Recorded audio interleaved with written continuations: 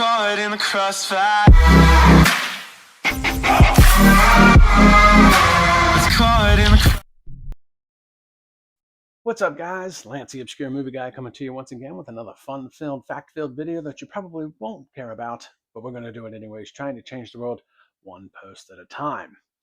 Now, if you've been following me, which you should, you may remember me doing a review not that long ago about the Bogman from Mitch Laing. And in that video, we talked about the BCU, the Bogman Cinematic Universe that Mitch Laing has been working on. Well, today we're talking about the sequel to the Bogman, in a continuation of that BCU. Today we're talking about Mitch Laing's Sea of Madness.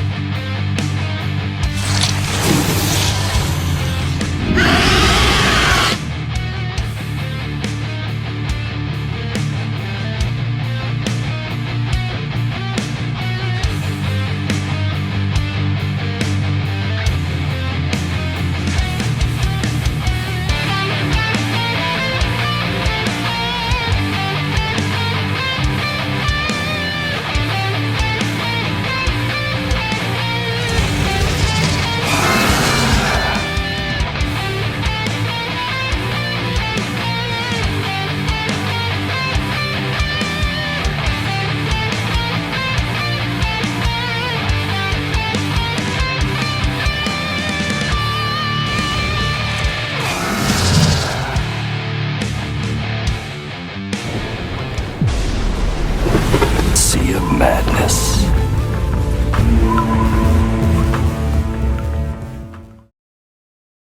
Now, if you watched The Bogman, or if you watched my review on The Bogman, it's a 2023 film, and again, it's a part of the BCU from Mitch Laing. You might remember that there was a show within the film. So that show was called Chasing Bogman. That was about Dr. Benjamin Martin trying to track down Bigfoot, in which they did inside of this TV show. However, things go awry at the end of the Bogman. What we have here in the Sea of Madness is a continuation of that type of storyline. Basically, we still have Benjamin Martin and we have Deputy Thomas from the Bogman as well, trying to continue with that show, but trying to expand its horizon outside of the Chasing Bogman. So since they found the Bogman, he wants to continue the TV show with a new set of producers about other crypto creatures. In this case, he wants to try and track down mermaids or sirens. And he does get some backing and a new producer to go off and try and do this.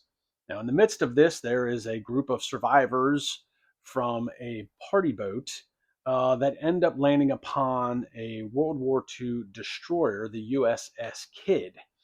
And as a side note, they actually filmed this film on the USS Kidd. It is an actual destroyer from World War II named after Admiral Kidd, who was on the USS Arizona and died in the Pearl Harbor attack when he was on the bridge of the Arizona. So the destroyer is named after the Admiral Kidd from that attack. So it's pretty cool that Mitch Laing was able to use the actual destroyer, the USS Kidd, as the primary setting for this film. And basically what you have in the beginning of the film opens up. It's got some really cool opening credits with some really cool graphics, really good music. And you're subjected to a pretty intense opening sequence where you have the scientists aboard the USS Kidd doing some sort of, experimentation with some sort of type of black goo or an ooze, almost like a venom type symbiote type thing. And things go awry and mutations start happening with some of these crew members. In that, later in the film, we do have these group of survivors and, Dr. Martin, who, board this ship. These survivors that were at this boat, this party boat, come across the destroyer and they think that they're saved, but there's much more to the story than they anticipated.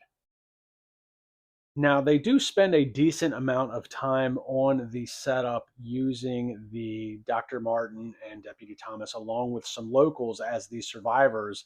And they spend a decent amount of time on setup, getting them to this boat, getting within the boat until things really start to unravel. But when they start unraveling, things kind of happen at a pretty rapid pace. There's mutations. There's a deep sea creature that's basically trying to bring his um, species back to the fold how it used to be hundreds of years ago. So, again, what we have, much like Mitch did with the Bogman, you've got a modern take on some traditional folklore with some of these creatures. Um, Mermaids and sirens alike. I do like the fact again that they took some traditional siren folklore with their abilities and trying to entice sailors and get them into the water. Mermaids, often confused as these sirens, are not always, these nice creatures that have pretty hair. They're menacing. They will eat you. They'll destroy you. So again, you've got traditional folklore with a bit of a modern twist, and you do have this kind of like a symbiote zombie type thing where if you get bit by them, you kind of go through this transitional period like a werewolf or a vampire where you start to become the creature itself, and that's kind of how they can multiply their species. It was really kind of an interesting concept that I really enjoyed. And again, from a fundamental standpoint, some of the errors and gripes that I saw or had with the Bogman don't really seem to be an issue with this film. He definitely upped his game, Mitch Laing, that is, as far as the production quality. The production quality is much better. There's no audio issues. I thought the cinematography was pretty good. Um, and again, you're shooting inside of a battleship, actually a destroyer. If anybody's ever been on a World War II boat, whether it be the Yorktown, the Kid, any type of battleship, destroyer, aircraft carrier from that era, or even if you're a veteran that's on a current one, like it's pretty tight to move about the ship. It's not very open. The walkways are very narrow. Obviously, the door frames are very small. Everything's airtight in case bad things happen. So I'm going to give props to the crew for filming inside of this destroyer, especially a World War II one, because things are much smaller back then than they are now, and really making use of the little bit of space that they had to really expand this universe within inside of the boat. Now, I imagine because this is technically a floating museum, I imagine there are large parts of this boat that are either closed off for safety issues or because they were museum set pieces in the way. So they probably didn't have a whole lot to work with as far as the expanse of the boat. But the way they shot it, they were able to use pretty trick camera angles in expanding that universe within inside the boat itself. So I want to give them props for that. They did a really good job shooting on this boat, um, and really making it its own universe inside of the BCU as it would be. And I do want to say that Mitch is pretty smart when it comes to what he's doing with his films. Um, Now, I've watched three of them. This is only the second review that I've done. I'm going to be doing a third review for the BCU in a few weeks because he's got another film coming out that's a part of this Bogman cinematic universe. And I can tell you within those three films that I've watched of his, even though they are all coincide with an overlapping story, they are three very different films where in the Bogman, you basically had this focus on, Bigfoot and Chasing Bogman, the TV show within the TV show. Now, you do get a little bit of that. We're trying to continue the TV show with this film, but this film was very much shot outside of that show within the movie. There's not a whole lot of focus on the show itself inside of this one. And in the Rake investigation, which is the third film that I'll be talking about in a few weeks, you'll see, and I'll talk about the transition from that. So even though he's doing this BCU, this Bogman Cinematic Universe, as an all encompassing storyline, each film's been a little bit different in the way it's been shot and presented.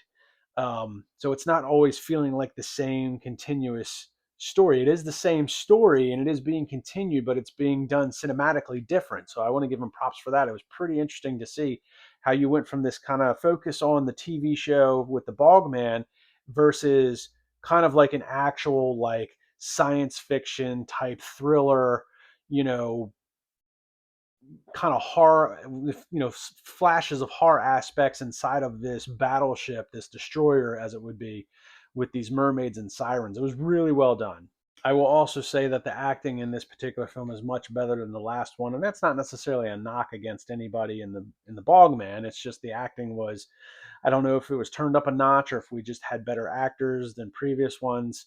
But the acting overall was much better in this film than it was in the previous one. But that's not to say that The Bogman is a bad film. I actually enjoyed that one very much. I'm enjoying this BCU as it would be very much. But the acting was much better in this one. Overall, this was a much better film than The Bogman. So he's actually kind of upped his game on himself in this film. I really don't have a whole lot of negative things to say about this particular film. I actually think it was pretty well done. The one thing that I did have a gripe with was some of the camera effects, as far as, they kind of add in these camera effects like camera graining or the spots to kind of make it look like it's old time footage. And they did a similar thing in The Bogman, but the difference was in The Bogman that was actually kind of differentiating the chasing Bogman show within the film and then the real life inside the film. Whereas this one, because you're not really watching the show be filmed within itself, or if you are, it wasn't apparent to me. The camera effects seemed unneeded. It doesn't necessarily take anything away from the film that you're watching, but it also didn't necessarily add anything to it either. And there's also some really good special effects in this film. And this is where Mitch does things with a certain intent. And I kind of like this from him. I'm going to try and explain this the best way I can. So the special effects, he's got some really good special effects in this film, as far as the prosthetics, as far as the blood, the kills. Um, there is actually a pretty cool transition scene from one of the characters that gets bit and starts to transition from human to like this mermaid siren type creature, and that's actually pretty well done. um, so you have this, on one side of the coin he does things like really really cool and really well, and then on the other side of the coin he almost you almost do a double take because some of the special effects are done kind of cheesy, very very B movie, to give it a very certain B movie charm. Um, and and I know it's done with intent. So he does these really cool special effects, very real, and you're like, damn, that's pretty awesome. And then you'll end up with in some cases you'll end up like that's very apparent that it's a guy wearing a mask. Um, and it looks cheesy, and it's kind of supposed to, because it's kind of a throwback to, and I don't use this analogy a lot, but it's kind of a throwback to like some Star Trek episodes, like the original Star Trek with William Shatner, because in some episodes they would have a certain shot where you're like, damn, that's a really cool looking creature. I don't know how they did that. And then like at the same time, they'll do the same creature, but they'll do it from like the back, and you're like, I can clearly see a zipper. That's clearly a suit. So it's kind of a nod back to those types of things, or even like older creature features, Creature from the Black Lagoon, where, like you're like, oh wow, that looks really cool. Then in another take, you're like, oh, that's clearly a guy in a suit. That's not as impressive as I thought. So he kind of does that on purpose as little nods to those things. Um, and the biggest thing I can say with independent filmmaking, when you see something like that's his intent. He's intentionally putting those things in there. He's intentionally giving you this really cool, kind of gory transition of a female to like a mermaid, and then very clearly intending, hey, look at this guy wearing this mask. It looks cheesy, and I know it does. It's almost like he's making a mockery of himself. He knows exactly what he's doing, and I think that's part of the reason why I enjoy these films so much, because it doesn't take itself too seriously. It's serious enough with the kills and the gore, but it's not so serious that you get lost in that story. It's very much a nod to good old fashioned B movie cheese. At the end of the day, I think this was a really good sequel or continuation of the Bogman cinematic universe. I enjoy corresponding with Mitch. He's a pretty down to earth kind of guy. Um, very humble, knows exactly what he's doing, and I think it says something about his qualities as maybe not just a filmmaker, but his qualities as a human being. That he's able to make a movie like this on what is a very, very real, very serious World War II floating museum piece. I think that says a lot about the quality of people that he deals with and works with. Um, and if a museum like that is willing to be like, you know what, go ahead and shoot that movie on our battleship um, destroyer. There is a difference. I just want to be clear about that. It is a destroyer. There's a difference between a destroyer and a battleship.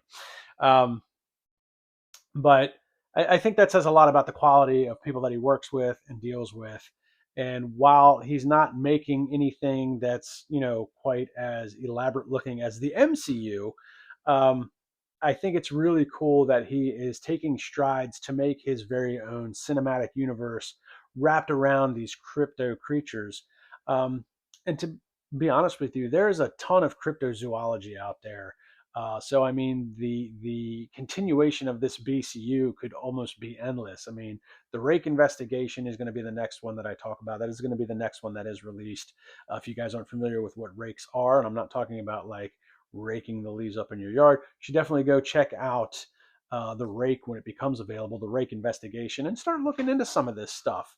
I mean, obviously, we can do the good old fashioned werewolves and vampires and ghouls and ghosts, but I think it's pretty cool that he did start with something like the Bogman, which is essentially a Sasquatch, which is pretty well known, and then kind of has moved into the Sea of Madness, which is sirens and mermaids, which don't really get a whole. Yes, people know about them, but there's not a whole lot of movies about those types of creatures. And then we're moving into the Rake investigation, and the rakes are relatively unknown unless you're really into like cryptozoology and cryptids and stuff like that. You're not really going to know what a rake is to begin with. Um, and again, I'm just going to say that was a pretty fun movie to watch as well. So look for that review coming, and look for more movies coming from Mitch Laing in the future. So check out Sea of Madness, currently available on Tubi and YouTube. I highly recommend watching it on Tubi because if you watch it on YouTube, there is just way too many freaking adverts. You get an advert like every 3 minutes if you do it through YouTube. I got sick of it. I went and pulled it up on Tubi. Much better quality. But go check out Sea of Madness. Let me know what you guys think in the comments below. Like, subscribe, and comment to my YouTube channel. Check me out on Facebook and Instagram. I'll see everybody in the next video.